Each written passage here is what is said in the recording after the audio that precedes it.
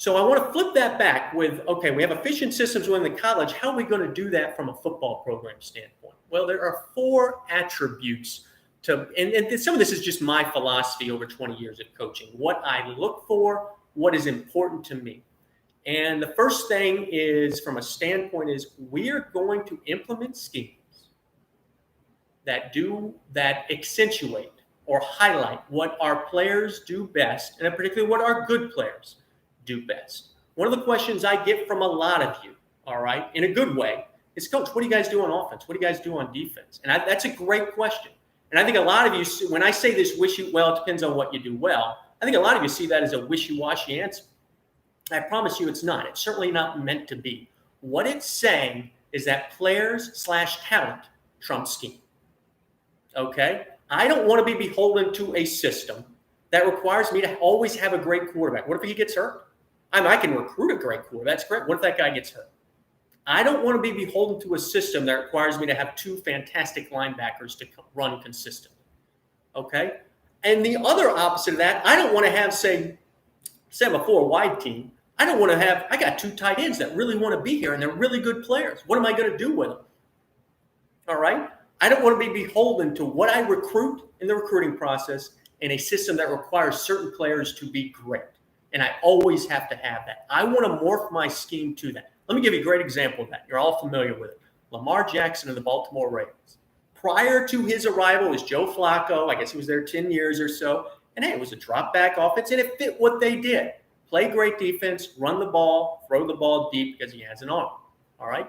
Then they get this very unique talent in Lamar Jackson. And I know he played at the end of 2018, but the offense really morphed into what we saw last year, which is, a lot more quarterback run game, getting him on the perimeter and letting him create both with his arms and his feet. That's what we're trying to do. All right? We want to take great players and put them in a system that works for them. That's what we're looking for. That's true on offense, defense, and even special teams in terms of that. That's what we talk about when we talk about players trump scheme in that sense. So it's not meant to be a wishy-washy answer. It's to say, yeah, we got a few things we're going to hang our hat on that we want to be successful with. All right? But beyond that, we're going to morph it into whatever fits the talent that we currently have. All right? Number 2, with regards to this, I want guys we're going to play fast. Now, what does that mean? Well, I'm going to tell you what it means. It doesn't mean the guy who times that 40 quickest. I'm not looking for a bunch of guys who go run 4.6. If you can, that's great. Don't get me wrong.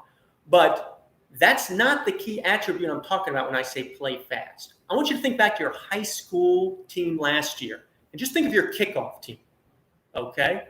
Who was the fastest guy on your kickoff? He was the first guy down there into the wedge or whatever your scheme happened to be.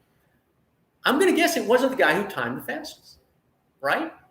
It's the guy who plays the fastest, all right? That's the key thing we're looking for. Now, the other thing that allows you to play fast and attributes more to the coaching aspect of it is this. We're not going to have so much scheme that you don't understand what you're doing because we haven't repped it enough. I was just at a clinic. It's about 2 months ago. It was online like everything else is right now. And a guy was explaining to me his 12 versions of Cover 2. And I was like, yeah, he's got a 200-page playbook. I'm sure it's all good stuff. I'm not questioning that. It's just there's not enough time or reps available to teach that and be effective with it consistently. You just can't. You're going to have confused players on the field. It is the one thing that I hate when we do so. When I see someone not recognize what they're doing in a game situation, hey, is it sometimes on the player? Sure. If we've repped it 25 times, I kind of expect you to know it when you do it in a game. If we've repped it twice, that's not on the player. That's on the coach. That's on the coaching staff putting in too much.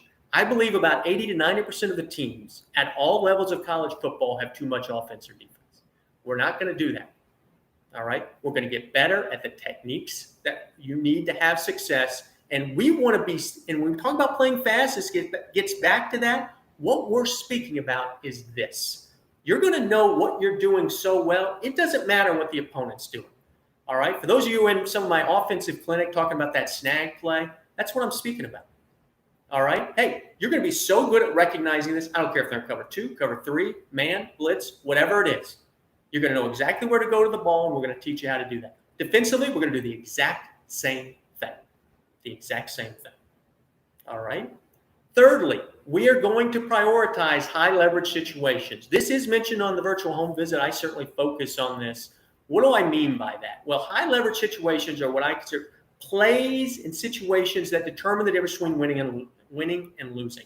For me, those are third downs, red zone, and fourth downs to an extent. They're just not as often as the other two situations.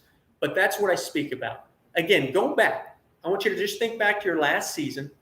If you just picked up 2 more third downs a game and you had prevented 2 more third downs a game, that's it. 4 plays in a, 120 snap game, roughly, whatever that happens to be. I want you to tell me how many more games you would have won had you simply executed better on those 4 plays. You have to remember, that's possibly a 28-point swing. You convert a third down, boom. What does that mean? Continue a drive, possibly score. If you're preventing a third down, they're not continuing to drive and they are forced to make a decision, most likely punt, certainly depending on where they are on the football field. That is what we're speaking about, okay? So we're going to prioritize that. What does it mean? We're going to practice it, and we're going to practice it a lot because we want to win those situations because they lead directly to points on or off the scoreboard for your opponent, and they directly to winning and losing. That is a key attribute to what we're trying to do. And lastly, we are going to prioritize and take risks to make big plays. All right? That is true on offense. That is true on defense. That is particularly true on special teams. Particularly true on special teams. And one of the things is we're going to spend that time on special teams that we need, but we're not going to spend time doing things that don't help us. I can't tell you how many times I've worked Division I, II, and III. All right? How many times I spent on punt return when the opposing punter can't kick it. He's not very good. So it's going to spray, and you're spending time setting up a return. You do that in camp. You do that in season practice. And the opponent doesn't have a kicker that's going to let you do that. All right? That's going to let you set up the return, or you're guessing and hoping for the best. There's just no point in that. That is wasted practice time for things you're never going to execute in a game. But you know what we can do? All right? We can go after the punt because we know how they're going to line up. We can, like I said, try to block the punt. We can certainly work on forcing turnovers. We can certainly do fake punts because, again, we're going to have an idea of how they're going to line up defensively in those situations. That's what I talk about with big plays. It's making big plays and chances happen, both in the kick. And we're going to throw the ball down the offense, same thing. All right? It's hard to put a drive together, 13 plays for 75 yards for a touchdown. At this level, at your level, really up till you get to the pros. All right? When you can get big chunks, 4-play, 80-yard drives, that's easier. We're going to take chances in doing that both in the run and the pass game.